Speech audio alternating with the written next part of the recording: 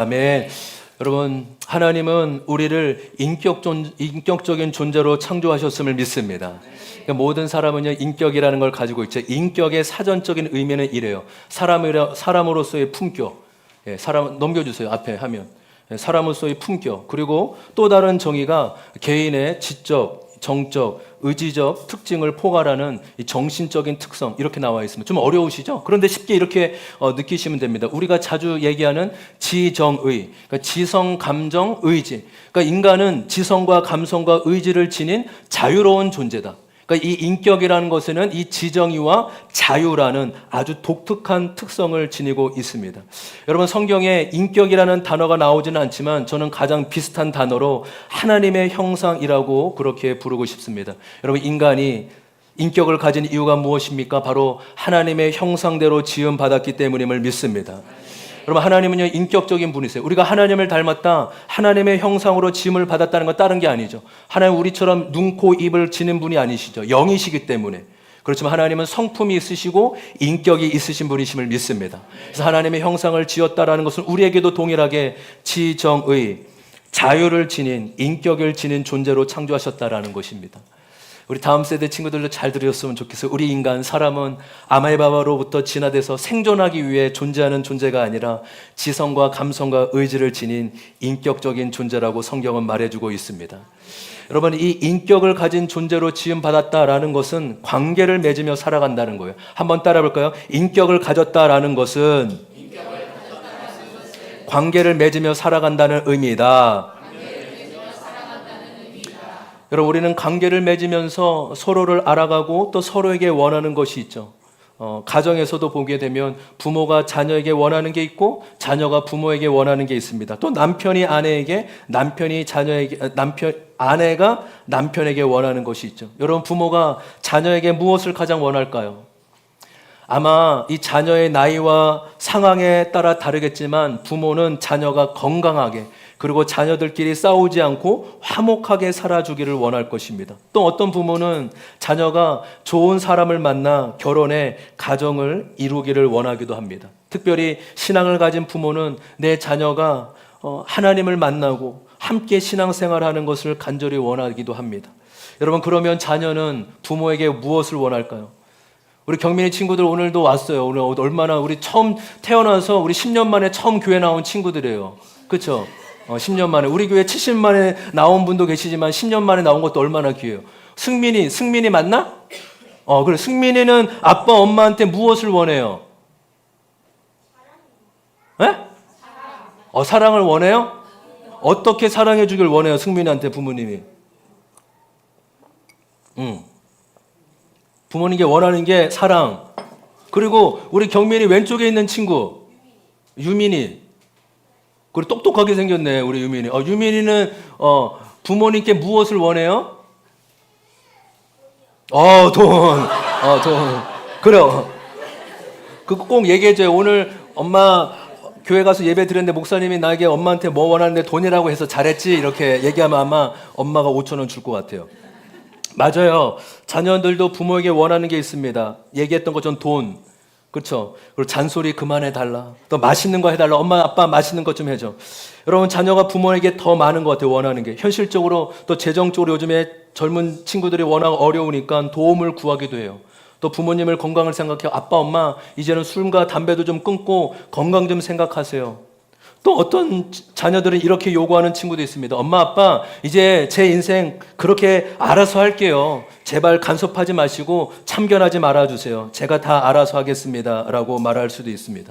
여러분, 관계는요, 다 요구하고 원하는 게 있다고요. 남편도 아내에게 원하는 게 있고 아내가 남편에게 원하는 게 있습니다. 여러분, 모든 관계 속에서 서로에게 원하는 게 있고 요구하는 것이 있다는 것이죠. 여러분, 동일하게 하나님과 우리와의 관계 속에서도 원하는 것이 있다라고 합니다. 하나님의 자녀인 우리가 하나님께 원하는 게 있죠. 여러분, 우리가 하나님께 원하는 것을 무엇을 통해 얘기하죠? 무엇이죠? 그렇죠. 기도입니다. 맞습니다. 기도. 우리는 기도를 통해 내가 원하는 것을 하나님께 얘기하고 말합니다. 그렇다면 여러분, 하나님께서 저와 여러분에게 원하시는 것은 무엇일까요? 바로 오늘 본문 12절에 저와 여러분에게 원하는 게 나와 있어요. 같이 한번 12절 읽어볼까요? 시작. 이스라엘의 자손 여러분,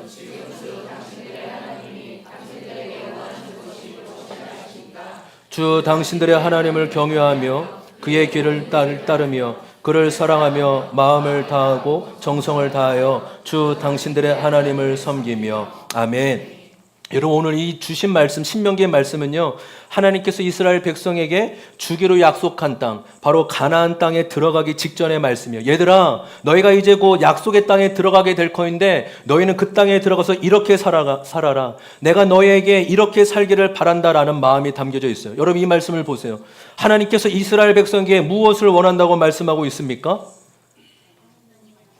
네, 첫 번째 무엇입니까? 하나님을 경외하고, 그 두 번째요, 모든 길을 따르고, 세 번째 사랑하며, 네 번째 하나님을 섬기며, 이렇게 나와 있습니다.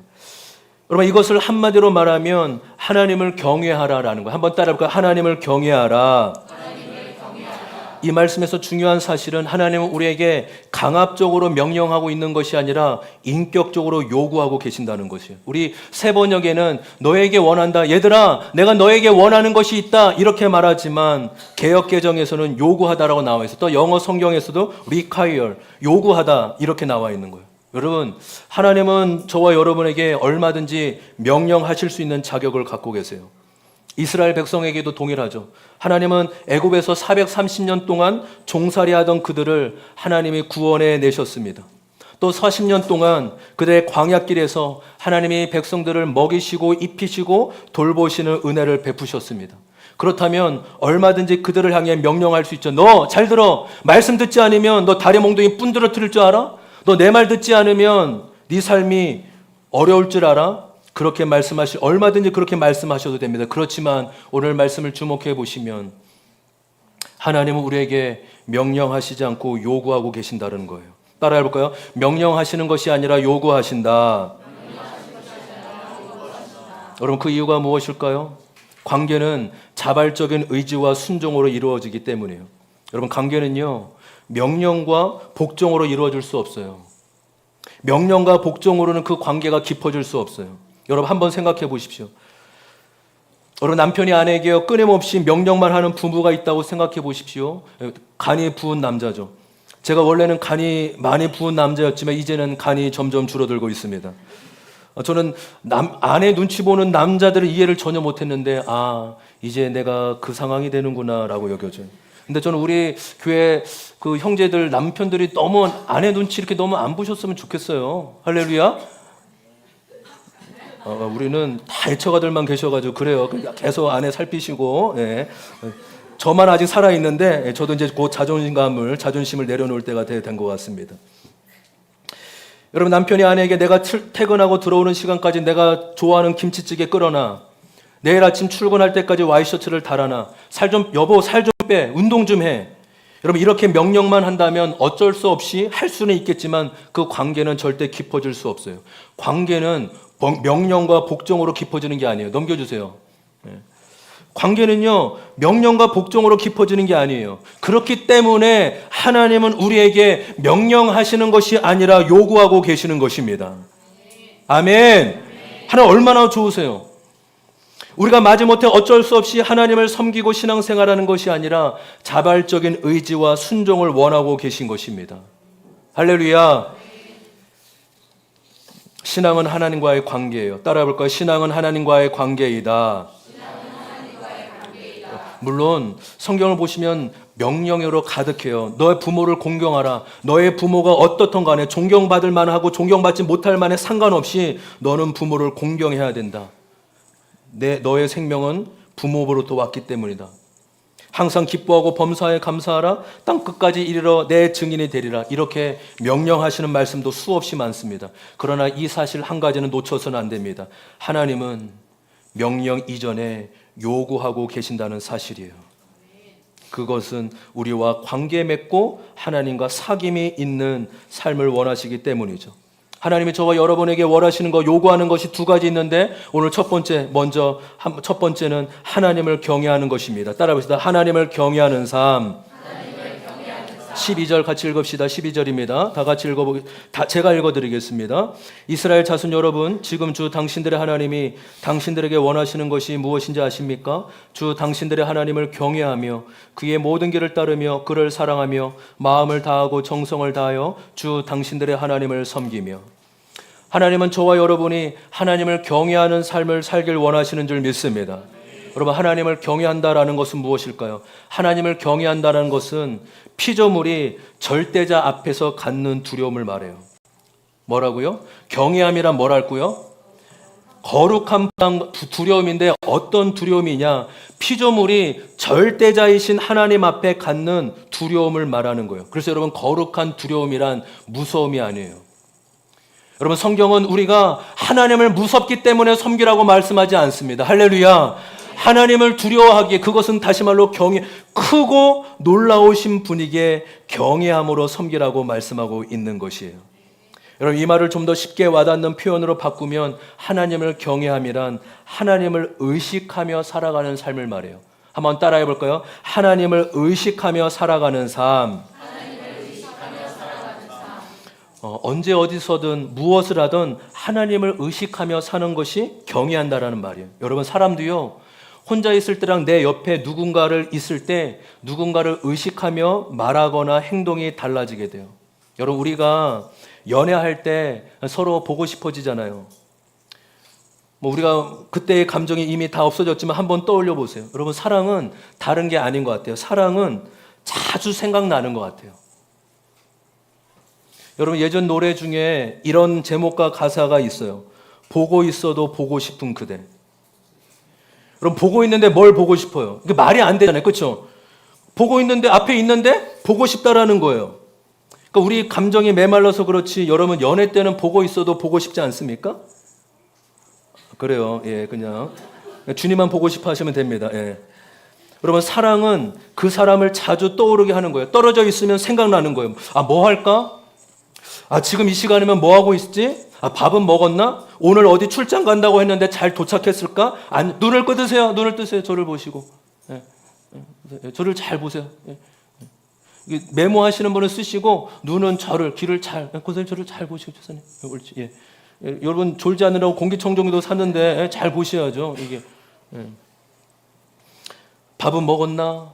뭐 하고 있지? 오늘 출장 간다고 했는데 안전하게 잘 도착했나? 전화하고 싶고 보고 싶고, 떨어져 있어도 그 사람을 떠오르고 의식하는 게 사랑 아니겠습니까? 하나님을 경외한다는 것도 다른 말이 아니라 하나님을 의식하며 살아가는 것입니다. 하나님은 눈에 보이지 않지만 영이시오 빛이시기에 계시지 않는 곳이 없음을 믿습니다. 우리의 육의 눈이 아니라 영의 눈을 들어 주님을 바라보면 언제 어디서든 주님을 만나고 볼 수 있는 것이죠. 그래서 여러분, 저와 여러분이 오늘 교회에서만이 아니라 내일, 그리고 한 주간 나를 부르신 세상의 자리에서도 하나님이 나를 보고 계시고 하나님이 나와 함께 하신다는 사실을 잊지 않기를 소망합니다. 바로 코람데오 신앙, 하나님 앞에서의 신앙. 한번 따라해요. 코람데오 신앙. 하나님 앞에서의 신앙. 그렇게 하나님 앞에서 살아가는 저와 여러분 되길 소망합니다. 여러분, 포스터 한번 그림 볼까요? 예, 그냥 넘겨볼게요. 다음 거요. 여러분, 우리 교회가 이제 매주 또는 매월 이렇게 한 번씩 포스터를 바뀝니다. 그래서 이번 포스터의 주제는 주 안에서 자라가야 됩니다. 주 안에서 자라가야 합니다라는 거예요. 여러분, 주님은 우리가 주님 안에서 자라가길 원하시는 분이심을 믿습니다. 한번 따라해 볼까요? 주 안에서 자라가야 합니다. 여러분, 자라간다는 게 무엇일까요? 신앙에 성숙한다는 것이 무엇일까요? 저는 신앙에 성숙하는 의미가 새벽 기도 안 하는 사람이 새벽 기도 드리고, 금식 안 해본 사람이 금식도 하고, 말씀 한 번 안 본 사람이 말씀도 보고, 그렇게만 여기지 않아요. 물론 그것도 신앙에 성숙하는 거죠. 신앙에 성숙하고 자라간다는 것은 하나님을 의식하며 살아간다는 거예요. 할렐루야. 내가 이것을 하면 하나님 기뻐하실까? 지금 하나님이 나에게 원하시는 것이 무엇이? 하나님이 지금 보고 계신데 내가 이래도 될까? 순간순간 하나님을 떠올리며 의식하는 겁니다. 여러분 신앙의 자람을 어떻게 확인할 수 있어요? 전에는 무엇을 해도요 하나님과 크게 상관이 없어요. 이 직장을 가도 술 마시고 또 다른 짓을 해도 하나님 기뻐하지 않는 것을 해도 뭐 그렇지 뭐 내가 즐겁다는데 무슨 상관이야? 근데 지금은 순간순간 하나님이 생각나는 거예요. 하나님이 이렇게 하면 나의 삶과 함께 하실까? 하나님 지금 보고 계실 텐데 하나님 말씀 뭐라고 하시지? 이것이야말로 신앙이 자라가고 성숙해 하는 것임을 믿습니다. 여러분 신앙의 성숙은요 척도가 바로 하나님을 의식하느냐예요. 할렐루야. 여러분 하나님이 저와 여러분에게 원하시는 것이 하나님을 경외하는 삶을 믿습니다. 삶 속에서 하나님을 의식하며 살아가는 저와 여러분 되길 바랍니다. 우리 적용 질문 같이 한번 읽어볼까요? 적용 질문입니다. 시작. 하나님을 얼마나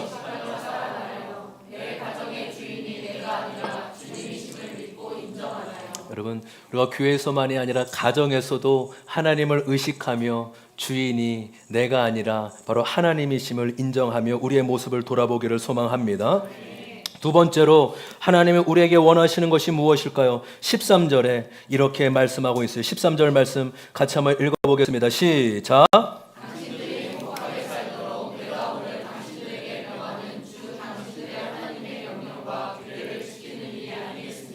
아멘. 하나님이 백성에게 원하는 삶이란 하나님의 명령과 규례를 지키는 것이라고 합니다. 다시 말해 이 명령과 규례는 하나님의 말씀이라고 할 수 있어요. 한번 따라 볼까요? 하나님의 말씀을 지키는 삶. 여러분 말씀드린 것처럼 지금 하나님이 명령이 아니라 우리에게 요구하고 계신데요. 얘들아 이렇게 한번 살아보렴. 너희들이 이렇게 살아가길 원한다라고 하나님이 우리에게 요구하고 계신데요. 우리에게 왜 말씀을 지키며 살으라는 말씀을 하실까요? 오늘 가장 중요한 본문이에요. 한번 볼까요? 다시 한번 13절. 가장 중요한 본문은요 13절 전반부에 있어요. 당신들이 행복하게 살도록. 한번 따라 볼까요? 당신들이 행복하게 살도록. 이 새 번역을요 개역개정에 보면 내 행복을 위하여라고 나와 있습니다. 다시 한번 고백해 볼까요? 내 행복을 위하여. 여러분 놀라운 말씀이에요. 하나님은 우리에게 말씀을 주신 이유가 우리의 행복을 위해서라고 하시는 거예요. 저와 여러분을 귀찮게 하고 저와 여러분을 올가매기려고 말씀을 지키라고 하는 것이 아니라 네가 정말 행복해지길 바란다라는 마음으로 우리에게 말씀을 주셨다라고 하십니다. 여러분 행복의 사전적인 의미는 생활에서의 충분한 만족과 기쁨을 누리는 상태래요. 만족된 상태, 기뻐하는 상태가 행복이라고 정의하고 있습니다. 저는 저의 새 자녀가 정말 행복하게 살기를 바라요. 정말 만족과 기쁨이 넘치는 삶을 살기를 바랍니다. 여러분, 자녀가 행복하기를 누가 가장 원할까요? 자녀가 행복하게 살기를 누가 가장 바라요? 당연히 부모 아니겠습니까? 여러분 어떤 부모가 내 자녀는 고생하며 힘들게 살고 불행하게 살기를 바라는 부모가 어디에 있겠어요? 여러분 자녀가 행복하기를 바라는 부모의 그 간절한 마음을 꺾이게 하는 것이 무엇이 있겠습니까? 여러분 우리가 믿는 하나님도 하나님 아버지도 동일하십니다. 하나님은 하나님의 자녀인 우리가 행복하게 살기를 원하시는 줄 믿습니다. 만족과 기쁨을 누리는 삶을 살기를 원하신대요. 그래서 가나안 땅에 들어가기 전에 하나님이 계속 반복해서 말씀하세요. 신명기 5장 29절 같이 한번 읽어보겠습니다. 시작. 그들이 언제나 이런 마음을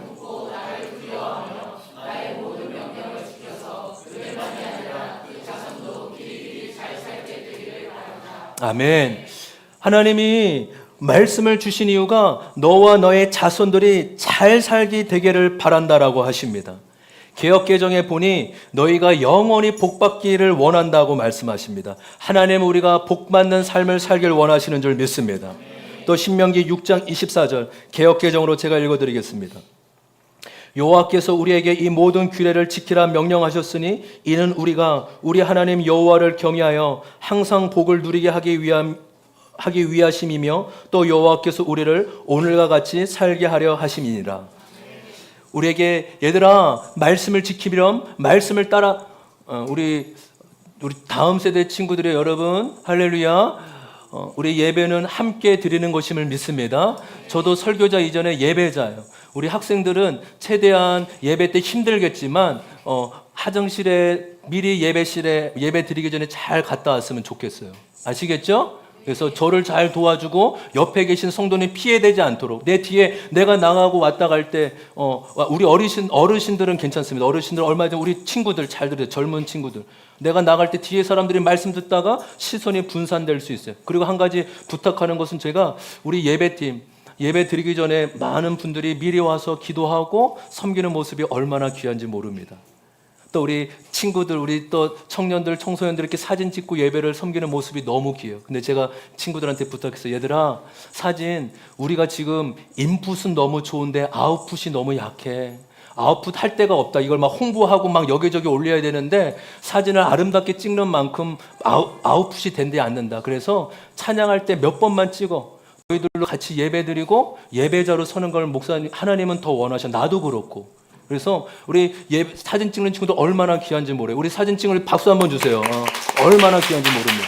근데 찬양할 때 한두 번만 잠깐 와서 저는 뭐 매주 비슷하잖아요. 제 얼굴이 뭐 어디서 거기서 거기 아닙니까? 그래서 어르신들께 바꿔가면서 가끔만 사진 찍고 전체적인 사진만 찍고 예배자로 우리 모두가 또 식사도 마찬가지입니다. 식사 준비를 잘 하시지만 또 급하더라도 말씀 듣고 찬양 너무 급하면 찬양할 때 정도 나오고 미리 나가지 마시고 조금 식사 5분 10분 조금 늦게 드시더라도 우리가 예배에 집중하고 예배에 마음을 쏟는 저와 여러분 되기를 소망합니다.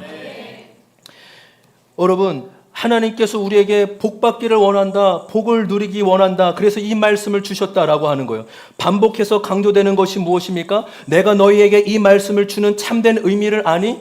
내가 왜 너에게 이 말씀을 지키며 살으라고 하는 줄 아니? 바로 너의 행복을 위해서란다. 너의 삶이 의미 있고 기쁨이 넘치는 삶을 바라서 이 말씀을 지키길 바란다라고 하시는 것임을 믿습니다. 여러분, 저와 여러분은 신앙에 대해서 오해하는 부분이 있어요. 말씀대로 사는 건 쉽지 않아. 말씀을 지키는 것은 하나님을 위해서야. 말씀을 따라 사는 것은 무거운 짐이야. 여러분 이런 생각이 들죠. 근데 성경은 뭐라고 할까요? 요한일서 5장 3절에 이렇게 말씀하고 있어요. 요한일서 5장 3절 같이 한번 읽어볼까요? 시작. 하나님을 사랑하는 길은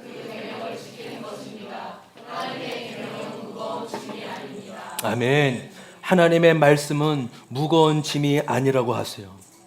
여러분, 이 부분에 대한 오해가 바뀌지 않으면 신앙생활만큼 고단하고 무거운 게 없어요. 막 어쩔 수 없이 막 억지로 십자가를 지는 것처럼 그렇게 할 수밖에 없다고요. 근데 말씀은 무거운 짐이 아니라고 하십니다. 여러분 제가 이 말씀을요 몇 달에 한 번씩 분기별로 한 번씩 이 부분에 대해서만큼 자주 반복하는 이유는 우리 안에 끊임없이 이런 마음이 계속 올라오기 때문이에요. 말씀 지키면 나는 손해보는 것 같고 나는 희생당하는 것 같은 마음이 들어요. 마치 내 마음대로 살지 못하고 내 자유가 없어지는 것처럼 느껴집니다. 나는 자유롭게 살고 싶은데 자유를 잃고 얽매이며 살아간다고 여기는 겁니다. 여러분, 우리가 계속 영적 전쟁에 대해서 말씀 살펴보지 않았습니까? 사단의 가장 큰 속임수와 전략이 무엇인지 아세요? 사단이 최초의 인간 아담에게 이렇게 다가와요. 창세기 3장 4절과 5절입니다. 제가 읽겠습니다. 뱀이 사단을 말하죠. 첫사람 여자 아담에게 말합니다. 사단이 하와에게 말하였다. 너희는 절대로 죽지 않는다. 하나님은 너희가 그 나무, 선악과를 말하죠. 그 나무 열매를 따르면 너희의 눈이 밝아지고 하나님처럼 되어서 선과 악을 알게 된다는 것을 아시고 그렇게 말씀하신 것이다. 어떤 의미예요? 하나님이 너희한테 선악과 열매 먹지 말라고 하셨지? 먹으면 반드시 죽을 거라고 했지? 그렇지 않아. 죽지 않을 거야. 먹으면 어떻게 된다고요? 너의 눈이 밝아 하나님처럼 됨. 하나님처럼 돼. 여러분 이 메시지가 뭐예요? 야, 하나님 밑에 있지 마. 그거 억압되고 자유도 없잖아. 너 그렇게 답답하고 구속받고 사니? 네가 하나님 되어서 자유롭게 살면 돼. 사단의 인류 역사상 가장 큰 거짓말은 뭐라고요? 네가 하나님처럼 자유롭게 살면 돼. 네가 자유롭게 살면 돼. 이게 가장 큰 사단의 속임수입니다. 여러분 하나님을 믿으면 구속받는 것이 아니라 자유를 얻게 될 줄 믿습니다. 저는 그것을 분명히 믿어요. 제가 가끔 예를 들잖아요. 저는 연애 때 모든 자매한테 물론 뭐 모든 자매는 아니겠지만 누가 나를 만날 사람인가 늘 신경을 쓰죠. 내가 만날 사람은 누구. 근데 이제 전혀 저는 향수를 뿌린 적이 없어요. 저는 머리에 무스 이런 거 바라본 적이 없어요. 왜요? 아내는 향수 이런 거 좋아하나? 갑자기 좋아하는 것 같아요. 죄송합니다. 이렇게. 왜냐하면 아내한테만 잘 보이면 되죠. 제가 뭐 30억의 자매들한테 잘 보이고 뭐 아부 떨고 이게 뭐가 있어요? 그냥 오직 아내한테만 잘하고 사랑하면 되는 것입니다. 이게 참된 자유 아니겠습니까? 할렐루야. 하나님도 마찬가지로 하나님 믿으면 너 자유 잃어. 이것은 사단의 속임수라는 거죠. 하나님 안에 진정한 자유가 있음을 믿습니다. 하나님 믿으면요, 하고 싶은 거 다 하셔도 돼요. 이사하고 싶은 날, 뭐 아무 상관없이 다 점 같은 거 하나도 안 보고 하고 싶은 대로 하시면 되는 것이라고요. 여러분, 우리는 하나님의 본심과 하나님의 의도를 잘 알아야 될 줄 믿습니다. 왜 하나님을 믿으라고 하는지, 왜 하나님의 말씀을 지키라고 하는지 그 중심에 담긴 의도를 잘 파악해야 합니다. 한의사가 환자에게 건강 체크를 해보니 건강이 좋지 않아 술과 담배를 하지 말라고 합니다. 또 지방이 많아서 운동을 많이 하고 움직이라고 합니다. 여러분, 그럼 이렇게 처방해 준 것이 누구를 위한 걸까요? 의사 자신을 위한 걸까요? 아니면 환자를 위한 것일까요? 의사가 환자에게 무엇을 해라, 무엇을 하지 말라라고 하는 것은 전적으로 환자를 위한 것입니다. 오히려 혼내키고 왜 운동하라니까 왜 운동하지 않으셨어요? 지금 체지방 확률이 이렇게 많이 나왔는데 왜 하지 않았습니까? 오히려 환자에게 호통치고 건강을 생각하는 의사가 더 좋은 의사이죠. 제가 전에요, 이 청년부 사역을 할 때 이 청년부 공동체 안에서 커플이 많이 나왔어요. 결혼도 많이 하였지만 또 중간에 헤어지고 이런저런 일이 있었습니다. 청년교회 분위기가요, 연애를 많이 하니 좋기도 하였지만 한편으로 그게 목적인 것 같더라고요. 또 거기에 대해서 소외당하고 실현당한 청년들도 있었습니다. 또 헤어져도 대부분 교회에 남았지만 간혹 10커플 중에 한두 커플은 상처를 받아서 교회를 떠난 청년도 있었습니다. 연애가 좋기는 하지만 기준을 잘 잡아줘야 되겠다. 그렇게 제가 마음을 먹고 사역자들에게 먼저 나오고 그때부터 설교 때 외쳤어요. 연애는 둘이 합쳐 50부터 하는 겁니다. 여러분들 청년들 잘 들으세요. 연애는 둘이 합쳐 몇 대부터요? 50부터요. 이게 한 몇 달 동안의 구호였어요. 50 밑에는 참고 기다리고 50이 되면 하나님 안에서 연애하십시오 외쳤습니다. 그러니 30살 된 형제가 20살 자매 찾고 너랑 나랑 나이가 어떻게 되냐 따져보고 뭐 여러 가지 웃긴 일도 있었지만, 물론 그것을 외쳤다고 해서 다 그 말에 순종한 것은 아닙니다. 몰래 숨어서 연애하기도 하고 또 그것과 전혀 상관없이 마음대기로 합니다. 여러분, 청년 담당 목사였던 저의 의도는 무엇일까요? 어떻게든 못 만나게 하려는 걸까요? 야, 교회에서 무슨 연애질이냐? 오직 주님께 예배하고 기도해야지.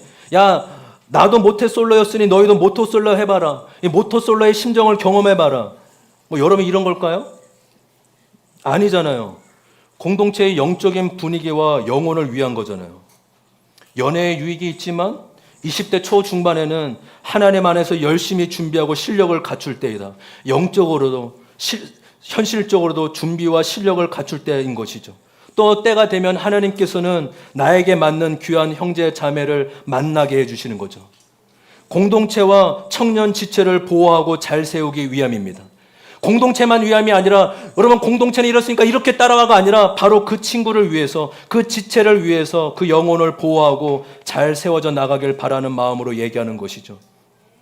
여러분, 누가 좋은 부모인지 아세요? 방목형 부모가 아니더라고요. 기준을 분명히 잡아주는 부모가 좋은 부모더라고요. 우리 자녀들 키우는 부모님들 잘 들으십시오. 좋은 부모는 야, 네 마음대로 해. 그래 오냐 이게 아니라 기준은 이것이야. 엄마 아빠는 너 너무 사랑하지만 이 기준에서 벗어났을 때는 호되게 혼날 거야. 여러분, 부모는 방관하고 무책임하시면 안 돼요. 부모는 방향과 기준을 올바로 보여주고 제시하는 사람입니다. 내 자녀가 올바로 커가도록 보호하고 가이드해 주는 거죠. 우리 교회가 목장 모임을 하고 이 기도 제목이나 이 삶 나눔을 위해 목장 보고서를 정리해내지 않습니까? 무엇을 나누는지, 또 요즘에 어떻게 지내는지 또 부목자분들이 정리해서 내는 거죠. 처음에 그것을 할 때요, 이런 얘기들이 나왔어요. 아니, 왜 자유롭게 나누지도 못해요? 왜 목사님은 왜 우리를 간섭해요? 왜 우리가 무슨 얘기하는지 왜 감시하려고 해요? 여러분, 저는요, 제 세 자녀의 일기도 본 적이 없어요. 왜요? 너네들이 알아서 해 이거예요. 저는요 저희 성도들이 그냥 알아서 잘하겠지가 저의 마인드예요. 근데요 정말 인간을 몰라서요. 제가 하나님 앞에 개척하고 목회를 하며 이것에 대해서 지금도 회개하고 지금도 가슴을 쳐요. 여러분, 저와 여러분은 연약함과 죄성을 가진 존재입니다. 우리는 모이면 불평하고 판단하는 것을 좋아해요. 아니, 저절로 그렇게 된다니까요. 1시간, 2시간 넘으면 갑자기 내 얘기하다가 다른 사람 얘기하고, 사모님 뭐 요번에 옷이 바뀌었더라? 사모님 요즘 머리를 뭐 했더라? 뭐 이렇게 얘기한다니까요. 내 탓으로 돌리기보단 남 탓으로 돌리며 핑계대기 쉬운 게 바로 우리라는 거예요. 그러니까 지금 이건 예뿐입니다. 이해되시죠? 그러니까 목장 보고서는요, 여러분이 어떻게 선제, 여러분 목회자가 뭐 감시자입니까? 간섭하고 감시하는 목적이 아닙니다. 하나님을 경외하며 책임감 있게 나눔을 하자는 것입니다. 그러니까 그 얘기하니까 쏙 들어가더라고요. 맞아요. 지금도 여러분 뭐 감시해서 뭐예요, 제가? 저 감시하기도 바쁜데. 제가요, 말씀드리는데 이 부분 정말 많이 해요. 제가 부목사 때 담임 목사님께 참 많이 혼났어요. 야, 신목사, 너는 왜 이렇게 성도들이나 청년들 문제 있을 때 가만히 놔두고 뒷짐지고 있냐? 네가 그러고도 목사냐? 왜 성도들의 신앙을 가만히 지켜만 보고 때로는 다 이루고 혼내킬 때도 있고 이끌어줘야지 왜 맨날 보고만 있냐? 근데 그때 혼날 때도 저는 속으로요. 목사님 다 알아서 하겠죠. 집사님인데 권사님인데 제가 뭐라고 해도 돼요? 근데 목회를 해보니 아니에요. 이것이 목회자의 가장 무서운 병이에요. 성도가 알아서 하겠지. 목자는 성도를 보호하고 성도의 영혼을 지켜줘야 될 의무와 사명이 있는 것이에요. 목사는 성도의 영혼을 위해 존재구나. 그냥 단지 말씀 전하고 기도하고 이게 아니라 성도의 영혼을 살피고 집사님 그렇게 가시면 안 돼요.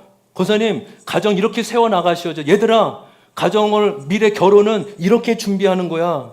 기준과 방향 타이르고 이끌어주고 섬겨주는 것이 바로 목사의 자리구나라는 것을 깨닫고 있습니다. 여러분, 하나님은 저와 여러분을 억압하시는 분이 아니심을 믿어요. 하나님은 우리를 귀찮게 하고 못 살게 하려고 말씀을 지키라는 것이 아닙니다. 바로 우리 자신을 위해 말씀을 지키라 하십니다. 아멘. 우리의 생명, 우리의 만족, 우리의 행복, 우리의 기쁨, 우리의 평안을 위해 말씀을 지키라고 하세요. 예레미야 29장 11절 말씀이죠. 우리 같이 한번 읽어보겠습니다. 시작. 여호와의 말씀이니라.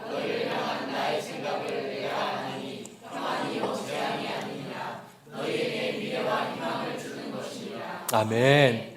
하나님은 우리에게 주고자 하시는 것이 재앙이 아니라 평안이라고 말씀하세요.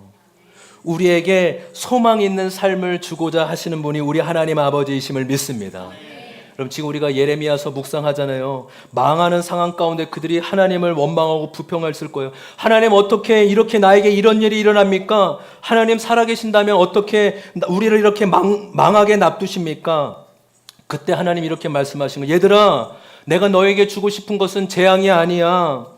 때로는 고난도 있고 징계도 있지만 너의 모습을 보고 돌이켜 나에게 나오라는 뜻이 담겨져 있어. 징계를 통해서라도 돌이켜서 생명과 평안을 얻게 하려는 것이 나의 목적이란다. 바로 이 말씀에 하나님의 의도와 본심이 담겨져 있음을 믿습니다. 여러분, 우리가 하나님의 본심, 하나님의 의도를 잘 헤아려 살피는 은혜가 있기를 원합니다. 저는 저의 자녀들이 말씀드린 대로 복된 삶을 살기를 바라는 마음이 있어요. 또 다음 세대 우리 모든 청년 청소년들이 하나님 안에서 복받는 삶을 살기를 바라는 마음이 있습니다. 이 시대는 결혼과 가정이 소홀히 되고 가볍게 여겨지는 시대에 살고 있어요. 하나님은요, 교회와 가정을 너무나 소중히 여기세요. 하나님이 보실 때 가정이 제일 소중한 곳이라고 말씀하십니다. 그렇기에 복된 가정을 위해 하나님 안에서 연애와 결혼을 해 나가셔야 돼요. 거룩한 연애, 거룩한 결혼이 하나님의 복된 가정으로 세움받는 비결이에요. 따라해 볼까요? 거룩한 예배와 거룩한 결혼이 복된 가정으로 세움받는 비결이다.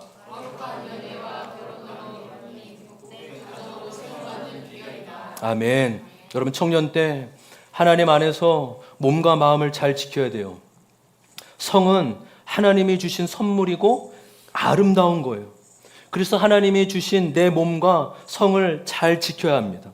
성은요, 결혼 안에서 부부에게만 허락된 선물이에요. 부부에서 벗어난 성은요, 분명히 죄예요. 여러분, 그렇게 해요. 혼전 순결도 중요하지만 혼후 성결도 중요해요. 우리는 혼전 순결만 강조하지 아니에요. 혼전 순결만이 아니라 결혼 후의 순결도 동일하게 가치 있게 중요함을 믿습니다. 목사님, 시대가 이런데요? 다른 청년들도 다 그렇게 연애한대요? 여러분, 시대를 따라 살렵니까? 진리가 없는 쾌락과 육체의 욕심만 쫓는 시대를 따라 살렵니까? 아니면 우리에게 진정한 만족과 행복을 주시려는 하나님의 기준에 따라 살렵니까? 우리는 시대가 아니라 하나님의 기준에 따라 살아가는 자임을 믿습니다. 여러분, 요즘 동거가 얼마나 많아요. 세상 하나님을 모르는 사람뿐만 아니라 요즘 젊은 사역자들 만나보면 이 젊은이들 동거가 교회 안에도 얼마나 많은지 함께 힘들어하고 기도하고 있습니다. 편리하니까 좋으니까 동거도 하고 또 결혼을 전제로 해서 동거하기도 하죠. 그러나 말씀드린 대로 함께 사는 것은 결혼 안에서 부부에게 허락된 삶이에요. 이 기준과 원칙은 무너지면 안 돼요. 결혼하고 함께 사는 거예요. 따라해볼까요? 결혼하고 함께 사는 것이다. 우리는 편리에 따라 사는 자가 아니라 하나님의 기준에 따라 사는 자들이기 때문이죠. 그래서 연애 가운데요, 선을 넘었으면 빨리 결혼하는 게 맞아요. 잘 들으세요. 혹시 저는 이것을 이해 못하거나 정죄하고 싶지 않아요. 그런 죄에 넘어졌어도 빨리 회개하고 하나님이 원하시는 삶으로 돌이키는 것이 하나님이 원하시는 것을 믿습니다. 이렇게 말씀을 나누는 것은 정죄하고 지적하기 위함이 아니라 그렇구나. 하나님의 기준은, 하나님의 원칙은 이런 거구나. 그럼 내가 기준에 맞게 돌이켜 회개하고 하나님의 원하는 삶을 살아가는 것입니다. 여러분, 연애 가운데 선을 넘었다면 빨리 결혼하는 게 맞다고요. 그만큼 책임감과 무서움을 가지고 청년의 거룩함을 보내야 된다라는 것입니다. 왜 결혼 안에서만 성을 허락하셨을까요? 가정이 그만큼 소중하고 성이 얼마나 아름다운지 비교할 수도 없기 때문이에요. 세상은 알 수도 없어요. 하나님 안에서 이 성이 얼마나 거룩하고 아름답고 순결한지 세상은 알지 못해요. 그러나 하나님의 자녀는 이 가정의 소중함을 알아가는 은혜가 있기를 소망합니다. 나는 네가 거룩한 연애, 거룩한 결혼을 하길 원한다. 그것이 복된 삶이고 복된 가정을 세우기를 원한다. 주는 우리에게 이렇게 살라고 말씀하시는 분이심을 믿습니다. 여러분, 그래서 우리가 자녀에게 물려줄 것, 청년들 잘 들으세요. 여러분, 결혼하고 5년 뒤에 바로 2세가 태어나요. 여러분, 2세에게 어떤 삶을 보여줄 거예요? 엄마 아빠가 거룩한 가정을 위해, 특별히 너희들을 위해 거룩한 연애와 거룩한 결혼을 쓰려고 애썼단다. 물론 아빠 엄마도 연약함이 있었지만 너희들을 위해, 너희들의 참된 본을 위해, 하나님의 복받는 가정을 위해 이렇게 시간을 보냈단다.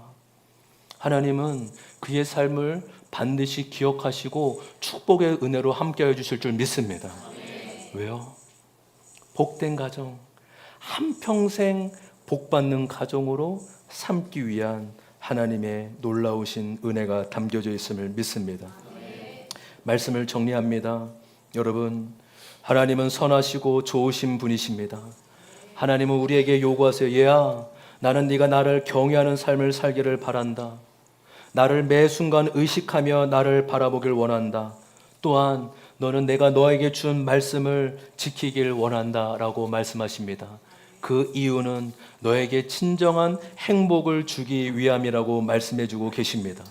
여러분, 저와 여러분이 이 말씀을 읽고 묵상할 때요, 억지로 말고 설레이는 마음으로 즐겁게 보셨으면 좋겠어요. 할렐루야. 오늘 하나님 나하고 뭐한테 말씀하시지? 하나님 오늘 나에게 무슨 만족과 행복을 위해 뭐라고 말씀하실까? 오늘 나에게 하나님 뭐라고 해주고 싶은 말씀이 무엇이지? 막 큐티를요, 막 해처리만 5분 10분 이렇게 하지 마시고 하나님 뭐라고 나에게 말 걸어 오실까? 매일 못하더라도 이틀에 한 번, 3일에 한 번, 그래도 20분, 30분, 하나님 오늘 나한테, 그렇구나. 하나님 나에게 이걸 원하시는구나. 하나님 나한테 오늘 이렇게 말씀하시는구나. 여러분, 예배만이 아니라 묵상할 때도 설레이는 마음으로 말씀을 받아들이기를 원해요. 한번 따라할까요? 설레이는 마음으로 말씀을 받아들이자.